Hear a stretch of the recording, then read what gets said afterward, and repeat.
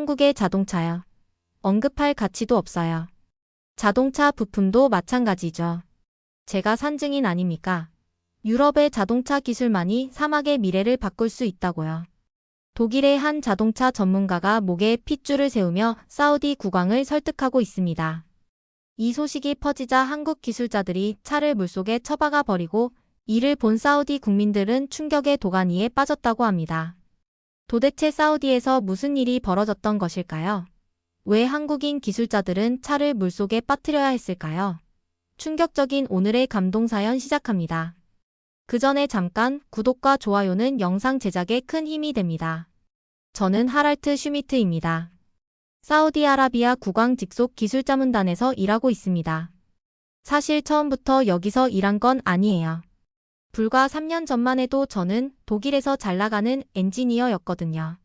독일 최고의 자동차 부품 회사에서 30년간 일하면서 CTO까지 올라갔었습니다. 그때는 정말 자신만만했어요. 독일 기술의 우수성을 누구보다 믿고 있었고 제 경력에도 자부심이 대단했죠. 그런데 모든 게 하루아침에 무너져 버렸습니다. 10년 전 일이었어요. 회사에서 일본의 새로운 브레이크 부품을 도입하기로 했는데 그 프로젝트 책임자가 바로 저였습니다. 일본 측에서는 혁신적 기술이라고 자신했고 초기 테스트 결과도 나쁘지 않았어요. 하지만 그게 제 인생 최대의 실수였습니다. 6개월 후부터 독일 전역에서 브레이크 결함 사고가 속출했거든요. 언론들은 연일 이 사건을 보도했고 저는 무능한 책임자로 낙인 찍혔습니다. 회사 주가는 폭락했고 저는 결국 해고당했어요. 30년간 쌓아온 모든 게 한순간에 무너진 거였습니다. 그때부터 저는 다짐했어요. 다시는 아시아 기술을 믿지 않겠다.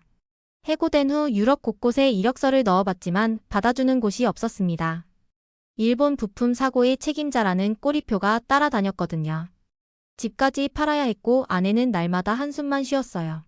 그러던 중 사우디아라비아에서 제안이 왔습니다. 솔직히 가고 싶지 않았어요.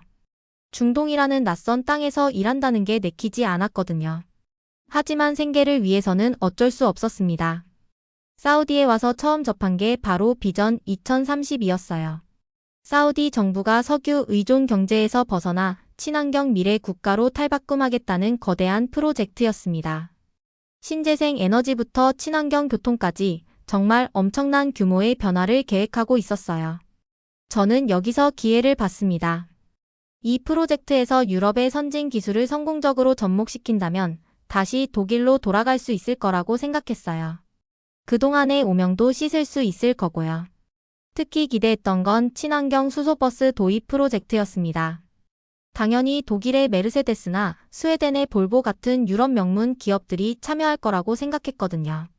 그들과 함께 일하면서 역시 유럽 기술이 최고라는 걸 증명하고 싶었어요. 그런데 2024년 3월 리야드 국제 컨벤션 센터에서 열린 발표회에서 충격적인 사실을 알게 됐습니다. 수소버스 프로젝트에 지원한 나라가 고작 3곳뿐이었거든요. 일본, 중국, 그리고 한국. 유럽 기업들은 다 어디 갔지? 알고 보니 메르세데스도 볼보도 모두 포기한 상태였어요. 사우디 측 조건이 너무 까다로웠던 거죠. 영상 50도가 넘는 사막에서 1년간 무중단 운행하고 6개월 내에 수백 대를 납품해야 한다는 조건이었어요. 저는 실망과 동시에 냉소적인 기분이 들었습니다. 결국 무모한 아시아 기업들만 남았구나. 어차피 다 실패할 텐데. 발표가 시작됐어요. 일본 어사는 50년 전통을 내세우며 화려한 프레젠테이션을 펼쳤는데 저는 온몸에 소름이 돋았습니다. 바로 그 회사 계열사 부품 때문에 제가 인생을 망쳤거든요. 중국 H그룹은 예상대로 세계 최저가로 대량 공급하겠다며 가격 경쟁력만 강조했어요. 품질은 뒷전이고 물량으로만 승부하려는 전형적인 중국 방식이었습니다. 그런데 마지막에 나온 한국 회사는 뭔가 달랐어요. 김세진이라는 이사가 나왔는데 다른 회사들처럼 화려한 말 대신 조용히 두꺼운 서류 뭉치를 펼쳤습니다. 저희는 말보다 데이터로 보여드리겠습니다. 그가 보여준 건 정말 놀라웠어요. 영하 25도 시베리아에서 영상 55도. 아프리카까지 전 세계 극한 환경에서 실제로 1년간 운행한 상세한 기록들이었거든요. 더 충격적인 건 독일 TÜV 인증과 유럽 EC 안전기준까지 모두 통과했다는 사실이었어요. 이건 정말 예상하지 못한 일이었습니다. 김세진이 발표를 마무리하며 말했어요. 저희 회사는 사우디의 꿈을 함께 꾸고 싶습니다.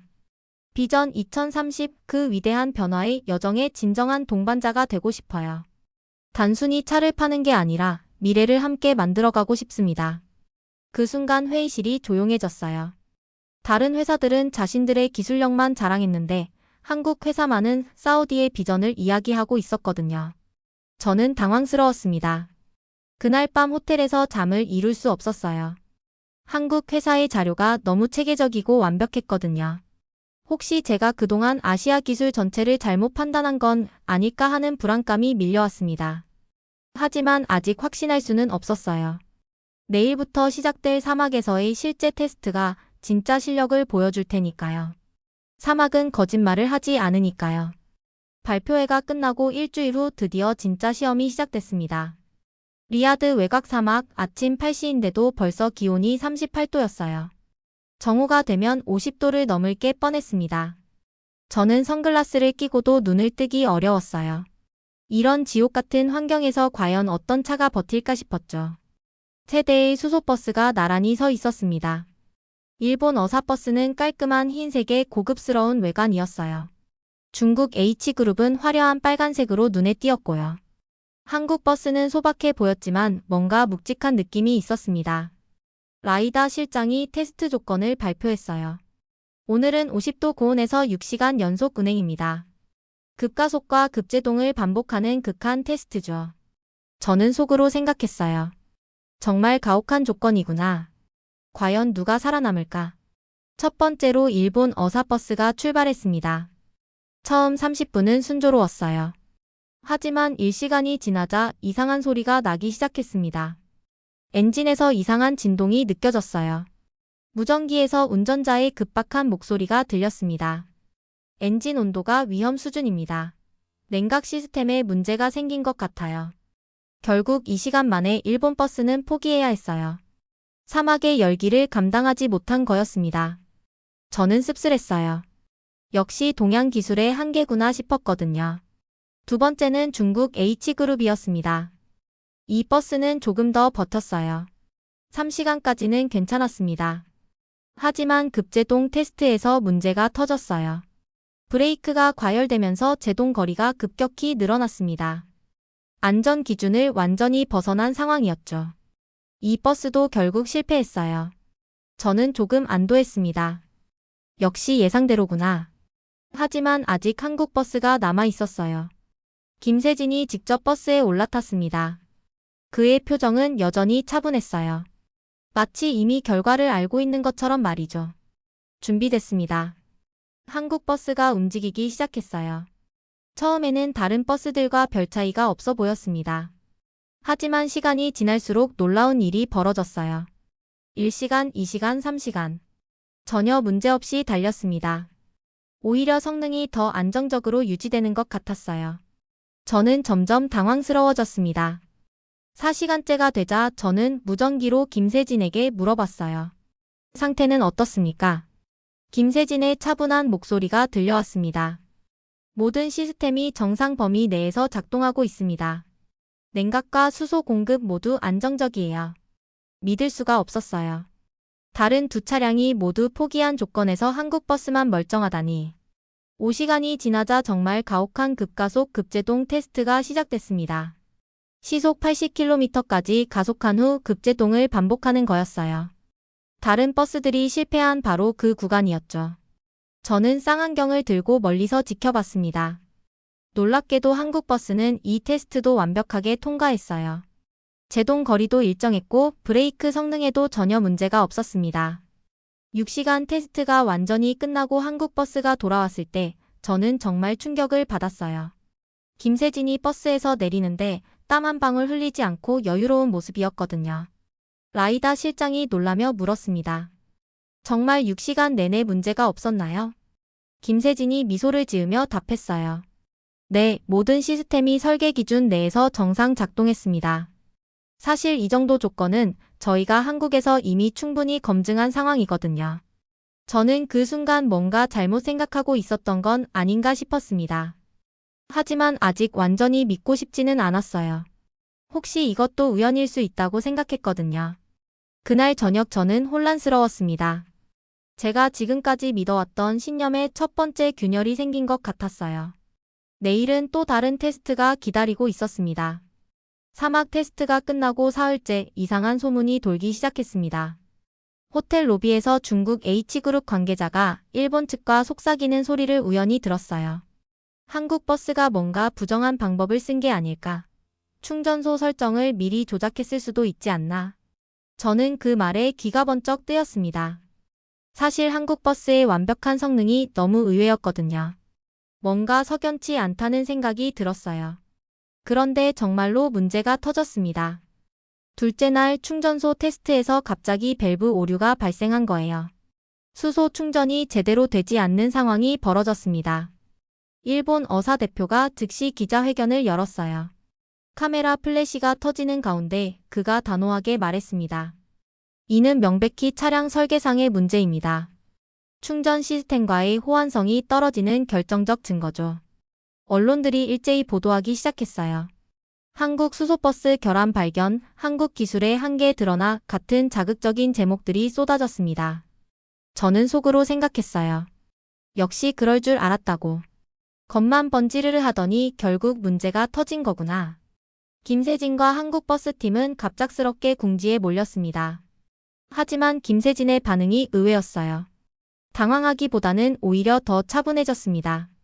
기자들이 몰려들어 질문을 퍼부었지만 김세진은 침착하게 말했어요. 48시간만 시간을 주십시오.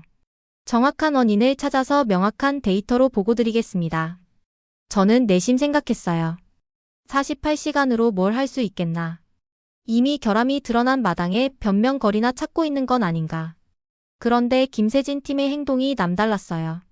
밤낮 없이 충전소 시설을 점검하기 시작했습니다. 차량 자체보다는 충전 인프라를 먼저 살펴보는 거였어요. 저는 궁금해서 몰래 따라가 봤습니다. 김세진이 충전소 기술자들과 함께 밸브와 연결 부위를 하나하나 점검하고 있었어요. 정말 꼼꼼했습니다. 첫째 날 밤 김세진이 뭔가를 발견한 것 같았어요. 충전소 압력 조절 밸브를 자세히 들여다보더니 고개를 끄덕였습니다. 여기 압력 설정 값이 잘못되어 있네요. 기술자가 의아해했어요. 어떻게 알 수 있죠? 김세진이 차근차근 설명했습니다. 저희 차량의 수소 탱크는 700바 압력에 최적화되어 있는데 지금 충전소는 650바로 설정되어 있어요. 이 차이 때문에 충전이 완전히 이루어지지 않는 겁니다. 저는 놀랐습니다. 정말 차량 문제가 아니라 충전소 설정 문제였던 거예요. 둘째 날 김세진 팀은 더 구체적인 증거를 수집했습니다. 충전 과정을 단계별로 모니터링하면서 정확히 어느 지점에서 문제가 생기는지 분석했어요. 저도 옆에서 지켜봤는데 정말 과학적이었습니다. 압력, 온도, 유량까지 모든 수치를 실시간으로 측정하고 기록했어요. 그리고 마침내 결정적인 증거를 찾아냈습니다. 충전소의 압력 센서가 잘못 보정되어 있었던 거예요. 김세진이 라이다 실장에게 보고했습니다. 충전소 밸브의 압력 센서 보정값에 오류가 있었습니다. 이 데이터를 보시면 명확히 알 수 있어요. 그가 내민 자료는 정말 상세했어요. 시간대별 압력 변화, 온도 보정 개수, 심지어 센서 드리프트까지 모든 게 정확하게 분석되어 있었습니다. 라이다 실장이 데이터를 확인해 봤어요. 정말로 충전소 시설의 문제였던 거였습니다. 차량에는 전혀 이상이 없었어요. 일본과 중국 측은 할 말을 잃었습니다. 자신들이 제기한 의혹이 완전히 잘못된 것으로 드러났으니까요. 그날 저녁 저는 김세진에게 다가가서 물어봤습니다. 어떻게 그렇게 빨리 원인을 찾을 수 있었나요? 김세진이 겸손하게 답했어요. 사실 처음부터 차량 문제는 아니라고 생각했습니다. 저희는 이미 수없이 많은 테스트를 거쳤거든요. 오히려 인프라 호환성 문제일 가능성이 높다고 봤어요. 저는 또 한 번 놀랐습니다.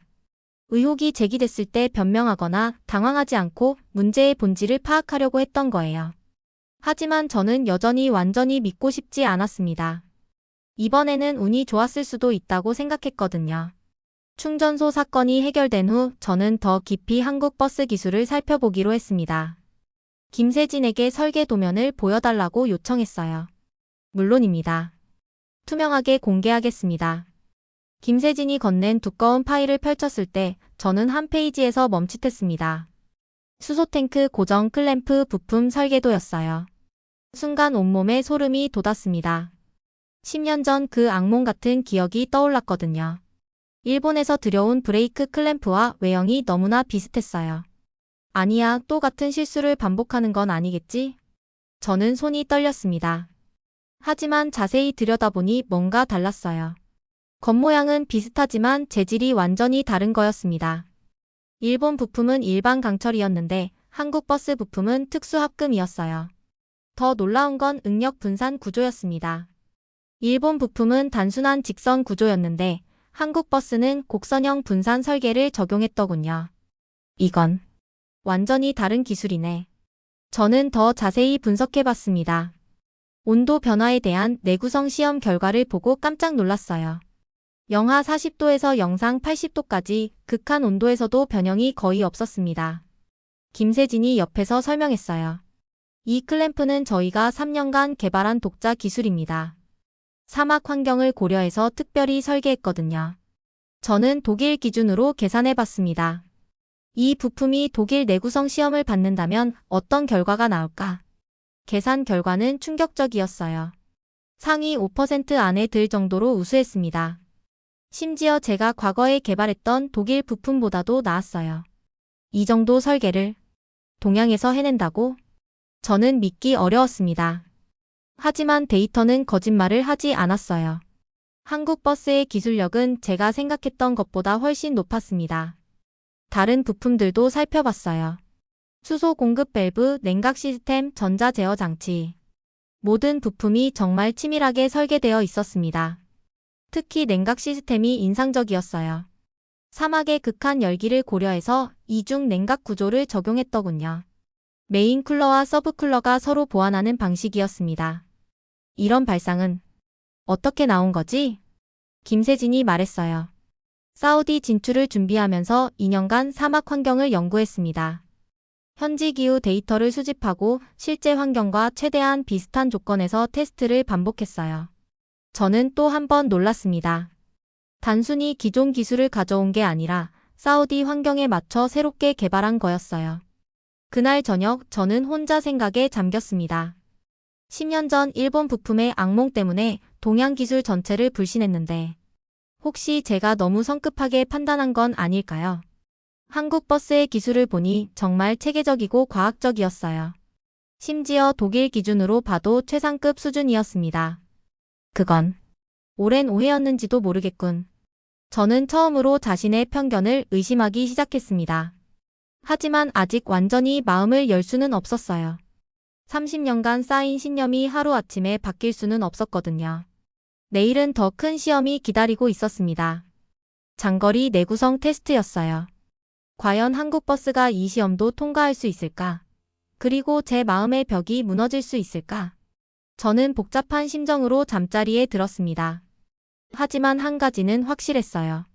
한국 버스가 보여준 기술력은 정말 대단했다는 것 말이에요. 테스트 일주일째 되는 날 예상치 못한 일이 벌어졌습니다. 사우디 북부에서 50년 만에 대홍수가 발생한 거예요. 새벽 3시 급한 전화벨 소리에 잠에서 깼습니다. 라이다 실장의 다급한 목소리였어요. 하랄트 박사님, 큰일 났습니다. 북부 도시가 완전히 고립됐어요. 병원에 응급 환자가 있는데 헬기도 못 뜨는 상황입니다. 저는 황급히 옷을 입고 컨벤션 센터로 달려갔어요. 상황실은 아수라장이었습니다. 대형 스크린에 위성 영상이 떠 있었는데 도로가 완전히 물에 잠겨 있었어요. 환자는 어떤 상태입니까? 심장마비 환자인데 즉시 리야드 대학병원으로 이송해야 합니다. 그런데 모든 도로가 침수됐어요. 문제는 그뿐만이 아니었어요. 병원의 산소통 공급도 끊어진 상황이었습니다. 다른 환자들도 위험한 상태였어요. 라이다 실장이 절망적인 표정으로 말했어요.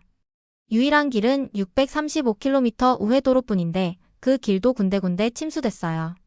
일반 차량으로는 불가능합니다. 그때 긴급회의가 열렸어요. 일본과 중국 차량도 테스트를 위해 대기하고 있었거든요. 혹시 이런 극한 상황에서 사용할 수 있을까 해서 말이에요. 일본 어사 기술자가 먼저 포기했습니다. 저희 차량은 이미 사막 테스트에서 냉각 문제가 있었어요. 635km 장거리는 위험합니다. 중국 H그룹도 마찬가지였어요. 브레이크 시스템 과열 문제 때문에 긴급 상황에서는 사용할 수 없어요. 절망적인 순간이었습니다. 응급 환자의 생명이 위태로운데 사용할 수 있는 차량이 없는 거예요. 그때 김세진이 조용히 일어났습니다. 저희 차량을 사용하시죠. 모든 사람의 시선이 김세진에게 집중됐어요. 라이다 실장이 놀라며 물었습니다. 정말 가능한가요? 635km 우회 도로는 일부가 침수된 상태인데. 김세진의 눈빛이 단호했어요. 저희 차량은 60cm 깊이까지 침수 주행이 가능합니다. 그리고 연속 운행 거리도 800km까지 검증됐어요. 저는 믿을 수가 없었습니다. 다른 차량들이 모두 포기한 상황에서 한국버스만 나선 거예요. 정말 확신하나요? 사람의 생명이 걸린 문제인데. 김세진이 저를 똑바로 바라봤어요. 제가 직접 운전하겠습니다. 책임지겠어요. 그 순간 저는 복잡한 감정에 휩싸였습니다. 이 사람이 정말 목숨을 걸고 하는 말 같았어요. 라이다 실장이 결단을 내렸습니다. 좋습니다. 한국버스로 이송하겠습니다.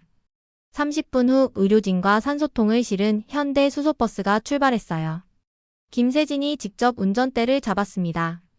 저는 GPS 중계 화면을 지켜보며 가슴을 졸였어요. 정말 635km를 무사히 갈 수 있을까? 첫 100km는 순조로웠어요. 하지만 중간에 침수 구간이 나타났습니다. 물 깊이가 40cm 정도 됐어요. 위험하지 않을까? 하지만 현대버스는 주저없이 물속으로 들어갔어요. 엔진이 멈추지 않았습니다. 전기 시스템도 정상적으로 작동했어요. 300km 지점에서 더 큰 시련이 기다리고 있었어요. 가파른 산길에 모래 폭풍까지 불어닥쳤습니다. 저는 무전기를 들고 물어봤어요. 김 이사님 상황은 어떻습니까? 김세진의 침착한 목소리가 들려왔어요. 모든 시스템 정상입니다. 환자분 상태도 안정적이에요. 500km를 넘어서자 저는 정말 놀랐어요. 한국버스가 이 모든 시련을 견뎌내고 있는 거였어요. 마침내 6시간 후 한국버스가 리야드 대학병원에 도착했습니다. 환자는 무사히 이송됐고 산소통도 제대로 전달됐어요. 김세진이 병원에서 전화했어요. 임무 완료했습니다. 환자분은 안전합니다. 그 순간 저는 가슴이 벅차올랐어요. 다른 모든 차량이 포기한 상황에서 한국만이 해낸 거였거든요. 저는 처음으로 김세진에게 고개를 숙였습니다. 수고했소, 김 이사. 그날 밤 저는 생각했어요. 이건 단순한 기술의 문제가 아니었어요. 사람의 생명을 구하려는 마음, 그리고 그것을 뒷받침하는 진짜 실력이었습니다. 그 위기의 순간부터 모든 게 바뀌었습니다. 635km를 달려 생명을 구한 현대버스의 이야기가 사우디 전역에 퍼졌어요. 다음 날 아침 라이다 실장이 저를 찾아왔습니다. 그녀의 표정이 완전히 달라져 있었어요. 하랄트 박사님, 어젯밤 일을 어떻게 생각하세요? 저는 솔직하게 말했어요. 정말 놀랐습니다. 다른 모든 차량이 포기한 상황에서 한국만이 해냈거든요. 라이다 실장이 고개를 끄덕였어요. 저도 마찬가지예요. 기술도 중요하지만 진정한 책임감이 더 중요하다는 걸 깨달았어요. 사실 그 사건은 단순한 구조 작업이 아니었습니다.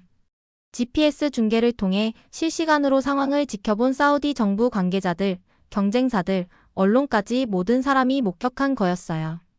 특히 인상 깊었던 건 김세진의 모습이었습니다. 위험한 순간에도 전혀 주저하지 않고 자신의 차량 성능을 믿고 나선 거예요. 중간에 침수 구간을 지날 때도 마찬가지였어요. 다른 사람들은 모두 걱정했지만 김세진은 차분하게 물속으로 들어갔습니다.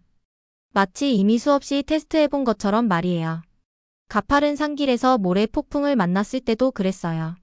김세진은 속도를 줄이지 않고 꾸준히 달렸습니다. 현대버스의 안정성을 완전히 신뢰하고 있었던 거죠. 저는 그 모습을 보면서 감동받았어요. 이건 단순한 기술적 자신감이 아니었습니다. 자신이 만든 제품에 대한 진짜 신뢰였어요. 무엇보다 환자와 의료진의 안전을 최우선으로 생각하는 모습이 인상적이었어요. 중간중간 무전으로 환자 상태를 확인하고 의료진과 소통하면서 운전했거든요. 6시간 내내 한 번도 문제가 생기지 않았어요. 엔진 온도도 정상 범위를 유지했고 수소 공급도 안정적이었습니다. 심지어 브레이크 성능까지 끝까지 일정했어요. 병원에 도착했을 때 김세진이 환자를 직접 부축해서 응급실로 옮기는 모습도 잊을 수 없어요. 단순한 운전기사가 아니라 정말 사명감을 가진 사람이었습니다. 그날 저녁 김세진과 대화를 나눴어요. 어떻게 그렇게 확신을 가질 수 있었나요? 김세진이 미소를 지으며 답했어요. 저희는 이 차를 만들 때부터 사우디의 모든 상황을 고려했어요. 사막의 열기, 갑작스러운 기후 변화, 심지어 홍수까지도 말이에요. 정말 홍수까지 고려했다고요?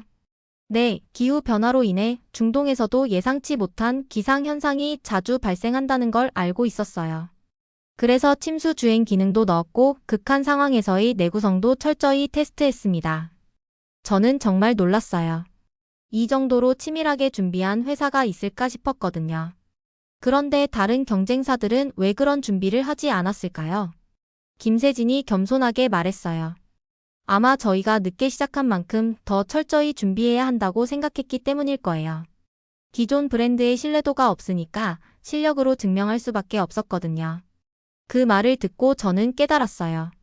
한국 버스의 진짜 강점은 기술력만이 아니었습니다. 겸손함과 철저한 준비, 그리고 진정한 고객 중심 사고였어요. 다음 날부터 사우디 정부 관계자들의 태도가 완전히 바뀌었습니다. 한국 버스를 보는 눈빛이 달라진 거예요. 단순한 납품업체가 아니라 진짜 파트너로 인정하기 시작했어요. 경쟁사들도 더 이상 한국 버스를 무시할 수 없었습니다. 실제 성능으로 증명했으니까요. 저 역시 마음이 완전히 바뀌었어요. 10년간 품고 있던 동양 기술에 대한 편견이 조금씩 무너지기 시작했습니다. 하지만 아직 완전히 인정하기는 어려웠지만 그래도 한 가지는 확실했어요. 한국 자동차 회사는 정말 대단하다는 것 말이에요. 해시태그 챕터 7 결단의 시간. 모든 테스트가 끝나고 2주 후 드디어 최종 결정의 날이 왔습니다. 사우디 교통부 대회의실에서 마지막 발표회가 열렸어요. 저는 특별 고문 자격으로 최종 의견을 제시해야 했습니다. 솔직히 마음이 무거웠어요. 지난 몇 주간 겪은 일들이 제 머릿속을 복잡하게 만들었거든요. 라이다 실장이 회의를 시작했습니다. 각 업체의 최종 제안을 들어보겠습니다. 일본 어사가 먼저 나섰어요. 화려한 프레젠테이션과 함께 50년 전통을 다시 한번 강조했습니다. 저희는 전 세계에서 검증된 신뢰의 브랜드입니다. 사우디에서도 안정적인 성능을 보장하겠습니다. 하지만 저는 알고 있었어요. 사막 테스트에서 2시간 만에 포기했던 걸 말이에요. 중국 H그룹은 가격을 무기로 내세웠습니다. 저희는 경쟁사보다 30% 저렴한 가격으로 공급하겠습니다. 대량 생산으로 비용 절감도 가능해요. 하지만 이들도 마찬가지였어요. 브레이크 과열로 급제동 테스트를 통과하지 못했거든요. 마지막으로 김세진이 일어났습니다. 그는 화려한 PPT 대신 간단한 사진 한 장을 보여줬어요. 폭우 속에서 환자를 이송하는 현대버스 사진이었습니다. 저희는 기술을 파는 게 아닙니다. 사우디 국민의 안전과 꿈을 함께 지키고 싶어요. 회의실이 조용해졌어요. 김세진의 진심이 느껴졌거든요. 저희 회사는 단순한 납품업체가 되고 싶지 않습니다. 사우디의 비전 2030을 함께 만들어가는 진정한 파트너가 되고 싶어요. 10년, 20년 후에도 여러분과 함께 할 수 있는 동반자 말입니다. 그의 목소리에는 절절함이 묻어났어요. 마치 자신의 모든 걸 걸고 하는 말 같았습니다. 라이다 실장이 저를 바라봤어요. 하랄트 박사님의 최종 의견을 듣겠습니다. 저는 한참 동안 침묵했습니다. 30년간 믿어온 신념과 지난 몇 주간 목격한 현실 사이에서 고민했어요. 마침내 저는 일어났습니다. 존경하는 관계자 여러분, 저는 오늘 어려운 고백을 해야겠습니다. 모든 사람의 시선이 저에게 집중됐어요. 10년 전 일본 부품으로 인한 사고 때문에 저는 동양 기술 전체를 불신해왔습니다. 그것이 제 편견이었다는 걸 인정합니다. 일본과 중국 측 얼굴이 굳어졌어요. 하지만 지난 몇 주간 제가 목격한 것은 편견을 뛰어넘는 진짜 실력이었습니다. 사막 50도에서 6시간 완주, 충전소 문제의 정확한 원인 분석, 그리고 생명을 구하기 위한 635km 질주. 저는 김세진을 바라봤어요. 이건 단순한 기술의 문제가 아니었습니다. 진정한 책임감과 사명감이었어요. 회의실이 숨죽인 듯 조용해졌습니다. 저는 엔지니어로서 30년간 기술을 봐왔지만 한국 회사만큼 체계적이고 철저한 준비를 한 회사를 본 적이 없습니다. 이번에는 우리가 배워야 할 차례입니다. 제 목소리가 떨렸어요. 평생의 신념을 뒤바꾸는 말이었거든요. 한국 회사가 단순한 대체품이 아니라 사우디에 신뢰할 수 있는 파트너라고 확신합니다. 김세진의 눈에 눈물이 맺혔어요. 아마 이런 인정을 받을 거라고는 생각하지 못했을 거예요. 라이다 실장이 엄숙하게 말했습니다. 그렇다면 최종 결정을 내리겠습니다. 잠시 후 그녀가 발표했어요. 사우디아라비아 교통부는 현대자동차를 수소버스 도입 사업의 파트너로 선정합니다. 회의실에 박수가 터져 나왔어요. 김세진은 감격에 겨워 고개를 숙였습니다. 일본과 중국 측은 아쉬운 표정이었지만 한국 회사의 실력을 인정할 수밖에 없었어요. 회의가 끝나고 김세진이 저에게 다가왔습니다. 박사님 정말 감사합니다. 저는 그의 손을 잡으며 말했어요. 아니요. 제가 배웠습니다. 진정한 기술이 무엇인지 말이에요. 그날 밤 저는 생각했어요. 편견을 버리고 진실을 보는 것, 그것이 진짜 전문가의 자세라는 걸 깨달았습니다. 한국 자동차 회사가 글로벌 강자들을 제치고 사우디의 파트너가 되는 순간을 목격한 거예요. 정말 놀라운 일이었습니다. 해시태그 챕터 8 남겨진 흔적. 계약 체결로부터 6개월이 지났습니다. 리야드 시내에는 현대 수소버스들이 매일 시민들을 실어 나르고 있어요. 깨끗한 흰색 차체에 사막 실증 성공이라는 작은 명판이 자랑스럽게 붙어 있습니다. 저는 독일로 돌아가기 전 마지막으로 버스 정류장을 찾았어요. 한 대의 현대버스가 조용히 서 있었습니다. 엔진 소리도 거의 들리지 않았어요. 수소 엔진의 특징이죠. 버스 운전기사가 저를 알아보고 인사했습니다. 하랄트 박사님 아니세요? 제가 그때 테스트 현장에 있었어요. 아, 그래요? 어떠세요? 운행 상태는? 운전기사가 환하게 웃었어요. 정말 놀라워요. 6개월 동안 단 한 번도 문제가 없었어요. 사막의 더위에도 끄떡없고 승객들도 너무 조용하다고 좋아해요. 저는 가슴이 뭉클했습니다. 처음에는 불신했던 한국 기술이 이제는 사우디 시민들의 일상이 되어 있었거든요. 김세진과 마지막 식사를 했습니다. 그는 여전히 겸손한 모습이었어요. 박사님 덕분에 저희가 인정받을 수 있었어요. 저는 고개를 저었습니다. 아니에요. 당신들 실력 때문이에요. 저는 그냥 편견을 버렸을 뿐입니다. 김세진이 말했어요. 사실 처음에는 정말 어려웠어요. 유럽 기업들의 명성에 비하면 저희는 아무것도 아니었으니까요. 그런데 어떻게 이겨낼 수 있었나요? 포기하지 않았어요. 다른 회사들이 1년 준비할 때 저희는 3년 준비했습니다. 남들이 한 번 테스트할 때 저희는 10번 테스트했어요. 저는 감동받았어요. 이것이 진짜 장인 정신이구나 싶었습니다. 그리고 가장 중요한 건 진심이었어요. 사우디 국민들을 정말 위한다는 마음 말이에요. 공항으로 가는 길에 저는 창밖을 바라봤습니다. 리야드 시내 곳곳에서 현대 수소버스들이 달리고 있었어요. 깨끗한 배기가스 없는 모습으로 말이에요. 사우디의 비전 2030 친환경 미래 도시의 꿈이 현실이 되고 있었습니다. 그 중심에 한국의 기술이 있었어요.